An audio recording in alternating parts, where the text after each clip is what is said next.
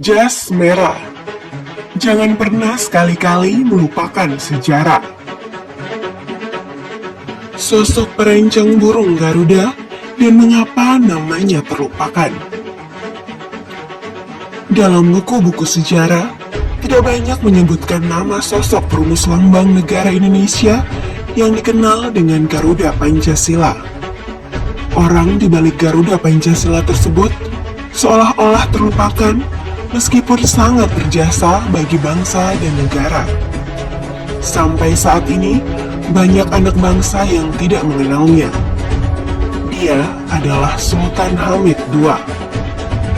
Di episode kali ini, Karamunting akan menampilkan cerita awal lahirnya Garuda Pancasila dan alasan mengapa Sultan Hamid II dilupakan dalam sejarah Indonesia. Sultan Hamid II adalah Sultan ke-7 dari Kesultanan Kadriah Pontianak. Sultan Hamid II lahir dengan nama Syarif Abdul Hamid Al-Qadri, putra sulung Sultan Pontianak ke-6. Ia lahir di Pontianak, Kalimantan Barat pada tanggal 12 Juli 1913 dan meninggal di Jakarta pada tanggal 30 Maret 1978. Ketika Jepang mengalahkan Belanda dan sekutunya, pada tanggal 10 Maret 1942, Sultan Hamid yang pernah menjalankan karir di dunia militer dan pernah bertugas di beberapa wilayah di Indonesia ini ditawan dan dibebaskan ketika Jepang menyerah kepada sekutu. Pada tanggal 29 Oktober 1945, dia diangkat menjadi Sultan Pontianak, menggantikan ayahnya dengan gelar Sultan Hamid II. Berikut sejarah terbentuknya Garuda Pancasila. Pada tahun 1947, pemerintah Republik Indonesia mengadakan sayembara rancangan lambang negara melalui organisasi seni lukis seperti SIM atau Seniman Indonesia Muda, Pelukis Rakyat, PTPI, dan KPP Bagian Kesenian. Namun, selama 3 tahun, tidak ada satupun karya yang terpilih. Hal itu disebabkan karena kebanyakan seniman kurang paham hukum-hukum kesejarahan dari lambang negara, sehingga tidak bisa menjelaskan arti dari rancangan lambang karya-karya mereka. Pada tanggal 20 Desember 1949, Presiden Soekarno berdasarkan keputusan Presiden Republik Indonesia nomor 2 tahun 1949 mengangkat Sultan Hamid II menjadi Menteri Negara Zonder Portofolio. Selama menjabat sebagai menteri, Sultan Hamid II ditugaskan untuk merancang, merencanakan, dan merumuskan gambar lambang negara. Tanggal 10 Januari 1950, dibentuk panitia teknis dengan nama Panitia Lencana Negara di bawah Koordinator Menteri Negara Zonder Portofolio Sultan Hamid II dengan susunan panitia teknis Muhammad Yamin sebagai ketua, Ki Hajar Dewantoro, M.A. Pelupesi, Muhammad Natsir, dan R.M. Ngabehi Purbajaraka sebagai anggota.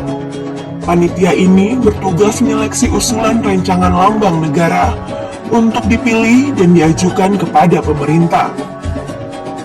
Pada tanggal 26 Januari 1950, terpilih 2 rancangan lambang negara terbaik, yaitu karya Sultan Hamid II dan karya M. Yamin.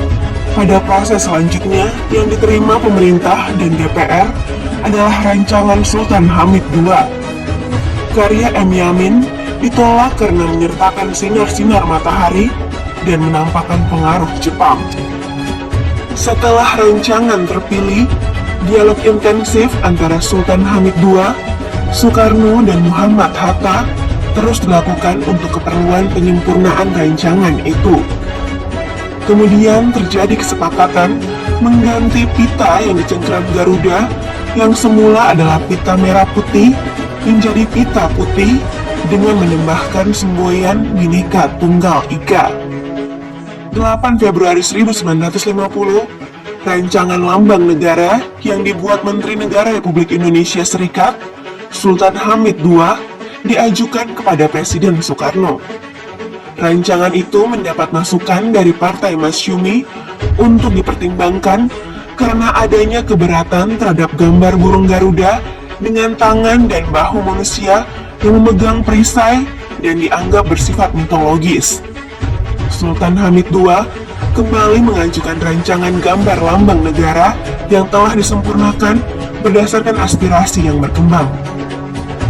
10 Februari 1950, Presiden Soekarno menyerahkan rancangan tersebut kepada Kabinet Republik Indonesia Serikat melalui Muhammad Hatta sebagai Perdana Menteri. 11 Februari 1950, rancangan lambang negara karya Sultan Hamid II akhirnya diresmikan pemakaiannya dalam sidang Kabinet Republik Indonesia Serikat. Ketika itu, gambar bentuk kepala Raja Wali Garuda Pancasila masih gundul dan tidak berjambul seperti bentuk sekarang ini. 15 Februari 1950, Presiden Soekarno memperkenalkan untuk pertama kalinya lambang negara itu kepada halayak umum di Hotel Des Indes, Jakarta. 20 Februari 1950, lambang negara karya Sultan Hamid II mulai dipasang di dalam ruang sidang Parlemen RIS. Penyempurnaan kembali lambang negara itu terus diupayakan. Kepala burung Garuda Pancasila yang gundul kemudian diubah menjadi berjambul. Bentuk cakar kaki yang mencengkram pita dari semula menghadap ke belakang menjadi menghadap ke depan. 20 Maret 1950, bentuk akhir gambar lambang negara yang telah diperbaiki mendapat disposisi Presiden Soekarno yang kemudian memerintahkan pelukis istana, Dullah, untuk melukis kembali rancangan tersebut sesuai bentuk akhir rancangan Sultan Hamid II yang dipergunakan secara resmi sampai saat ini. Demikian lambang negara Indonesia, Garuda Pancasila, diciptakan melalui proses yang panjang. Tetapi, kenapa Sultan Hamid II jarang disebut dalam catatan sejarah dan seolah-olah dilupakan? Sultan Hamid II menandatangani sebagai Mayor Jenderal dan Ajudan Istimewa Ratu Wilhelmina, Ratu Belanda pada 1946.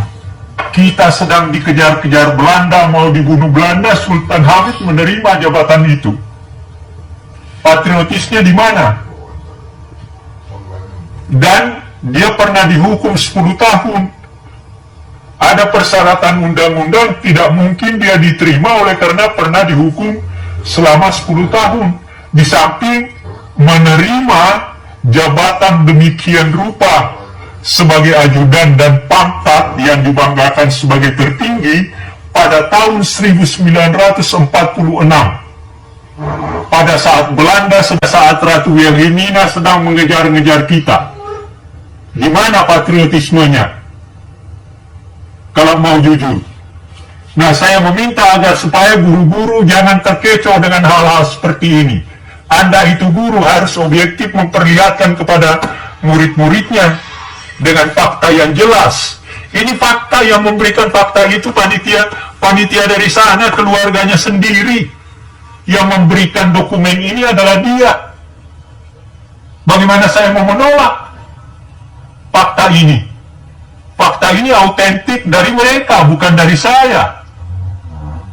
Pada tahun 46, Mayor Jenderal dibanggakan, lalu dibanggakan sebagai ajudan istimewa dari Wilhelmina. Pada saat Wilhelmina sedang mengejar kita untuk membunuh dan mengembalikan jajahannya di Indonesia. Mana patriotismenya? Namanya dilupakan karena dia dianggap terlibat upaya kudeta Westerling pada tahun 1950. Jasanya dalam merancang lambang negara Indonesia, burung Garuda Pancasila, seperti dilupakan begitu saja setelah dia diadili dan dihukum 10 tahun penjara terkait rencana kudeta oleh kelompok XKMIL, pimpinan Kapten Westerling pada tahun 1950. Dalam buku Nationalism and Revolution in Indonesia tahun 1952, George McTurnan Kahim menulis setelah upaya kudeta itu digagalkan, temuan pemerintah Republik Indonesia Serikat menyimpulkan bahwa Sultan Hamid telah mendalangi seluruh kejadian tersebut dan Westerling bertindak sebagai senjata militernya. Walaupun membantah terlibat dalam kasus itu, pengadilan menyatakan dirinya bersalah dan dia dihukum penjara selama 10 tahun. Setelah reformasi bergulir, sejumlah intelektual muda kota Pontianak, Kalimantan Barat, tempat kelahiran Sultan Hamid II, menggugat yang mereka sebut sebagai kebohongan sejarah. Ansari Dimyati, yang juga ketua Yayasan Sultan Hamid II, melalui penelitian tesis master di Universitas Indonesia, menyimpulkan Sultan Hamid II tidak bersalah dalam peristiwa Westerling awal tahun 1950. Hasil temuan Ansari juga menyimpulkan bahwa perwira lulusan Akademi Militer Belanda itu bukan dalang peristiwa Abra di Bandung awal 1950. Menurutnya, peradilan tidak dapat membuktikan dugaan keterlibatan Sultan Hamid dalam kasus itu. Peradilan di Indonesia kala itu sangat dipengaruhi oleh faktor politik, jelas Ansari. Bagaimanapun, Sultan Hamid II hidup dalam masa-masa gelap revolusi Indonesia ketika banyak kelompok yang masih bersemangat membawa Indonesia ke arah yang sesuai persepsinya masing-masing. Sejarah memang bukan matematika yang terukur jelas dan acap kali hanya dimiliki para pemenang. Namun, tak semestinya sejarah meniadakan jasa para pesakitan. Demikian perancang lambang negara Indonesia, Garuda Pancasila, dan kisah namanya yang terlupakan. Wilt u op het ogenblik, zoals u hier aanwezig bent, ons helpen door ons ter wille te zijn en zo vlug mogelijk alle Indonesiërs hier aanwezig af te studeren en naar Indonesië te gaan. We hebben u nodig. Ik zelf hou zeer veel van Nederland en u allen ook. Maar op het ogenblik moet er een staat worden opgebouwd waarbij u allen aanwezig zult moeten zijn. Ik vraag u om nu deze jaren eraan te denken dat binnenkort en naar wij zeker weten voor het einde van het jaar de soevereiniteit aan ons zal worden overgedragen, maar aan dat formele gebaar hebben we niets als al onze vrienden hier aanwezig ons niet kunnen helpen. Dus ik vraag u nu, hier achter het katheder, komt u zo gauw mogelijk naar Indonesië. Juristen, doktoren, als anderszins. Want zonder u kunnen wij dat niet doen.